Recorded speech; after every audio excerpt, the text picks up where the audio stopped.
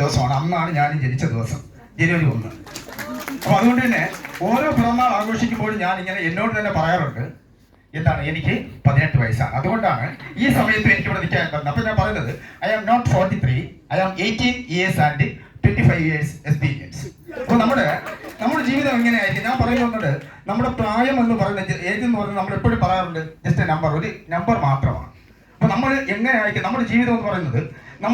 നമ്മൾ കരഞ്ഞുകൊണ്ട് ആരംഭിക്കുന്ന നമ്മുടെ ജീവിതം, നമ്മൾ കരയുമ്പോൾ മറ്റുള്ളവർ സന്തോഷത്തോടെ ചിരിക്കുന്ന ഒരു ദിവസം കൊണ്ട് നമ്മൾ മരിച്ചു കിടക്കും, മറ്റുള്ളവർ കരയുമ്പോൾ അവസാനിപ്പിക്കുന്ന ഒരു ഷോർട്ട് പീരീഡാണ് നമ്മുടെ ജീവിതം എന്ന് പറയുന്നത്. അപ്പൊ നമ്മുടെ ജീവിതം എന്ന് പറയുന്നത് അപ്പൊ ആ ജീവിതം നമ്മൾ എങ്ങനെ ജീവിക്കുന്നു എന്നതിനനുസരിച്ചിരിക്കും. അപ്പൊ അതായത് നമ്മൾ ഒന്നുമില്ലെങ്കിൽ നമ്മുടെ വീട്ടുകാരെങ്കിലും പറയണം, മോനെ നീ നിന്റെ അച്ഛനെ കണ്ടു പഠിയെന്ന്. അപ്പൊ എന്റെ അമ്മ എന്നോട് പറയുമായിരുന്നു, എന്റെ അച്ഛനെ കണ്ടു പഠിക്കാൻ പറയില്ല, നീ എന്റെ അച്ഛനെ കണ്ടു പഠിക്കാൻ പറയുന്നത്. കാരണം അച്ഛനെ കണ്ടു പഠിക്കാനായിട്ടൊന്നും ഇല്ല. അപ്പൊ അതുകൊണ്ട് തന്നെ എന്റെ അപ്പൂപ്പനെ കണ്ടു പഠിക്കാൻ പറയുമായിരുന്നു. അപ്പൊ കുറെ കാര്യങ്ങളൊക്കെ ഞാൻ ഒപ്പിയെടുത്തു, പക്ഷെ ഒപ്പിയെടുക്കാൻ പറ്റാത്ത കാര്യങ്ങളുണ്ട്. ഒന്നെന്ന് പറയുന്നത്, അപ്പൂപ്പൻ നല്ലൊരു കർഷകനായിരുന്നു, ഞാനും അത്യാവശ്യം കർഷകം ഇതാണ്. പിന്നെ പരസ്പര സഹകരണത്തിന്റെ കാര്യത്തിനും അത്യാവശ്യം അപ്പൂപ്പനെ പോലെയാണ്. പക്ഷെ അപ്പൂപ്പന്റെ കാര്യത്തിൽ എനിക്ക് ഒപ്പിയെടുക്കാൻ പറ്റാത്ത ഒരു കാര്യം എന്ന് പറയുന്നത്, അമ്മ ഉൾപ്പെടെ അപ്പൂപ്പന് 16 മക്കളാണ്. പക്ഷെ ആ കാര്യം മാത്രം എനിക്ക് ഒപ്പിയെടുക്കാനായിട്ട്, പക്ഷെ ഇങ്ങനെ കുറെ കാര്യങ്ങളൊക്കെ ഞാൻ ഒപ്പിയെടുക്കാനായിട്ട് ശ്രമിച്ചിട്ടുണ്ട്. അപ്പൊ അതായത് നമ്മുടെ ജീവിതം എന്ന് പറയുന്നത്, ഞാൻ പറയുന്നത്, നാം നമുക്ക് വേണ്ടി ജീവിക്കുമ്പോൾ, ഞാൻ ഇങ്ങനെ കേട്ടിട്ടുണ്ട്, നാം നമുക്ക് വേണ്ടി ജീവിക്കുമ്പോൾ മറ്റുള്ളവർ നമ്മുടെ മരണം ആഗ്രഹിക്കുന്നു. നാം നമ്മുടെ കുടുംബത്തിന് വേണ്ടി ജീവിക്കുമ്പോൾ അവർ കുറെ കാലം നന്ദിയോടെ ഓർക്കും.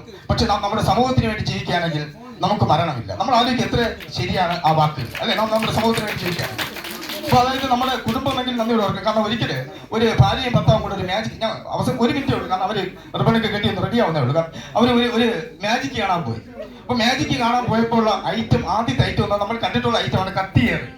അപ്പൊ അതായത് ഒരു പുരുഷനെ അവിടെ നമ്മൾ ഒരു പലകയിൽ ചേർത്ത് വെച്ചിട്ടുണ്ട്. അപ്പൊ കത്തിയിലുണ്ട്.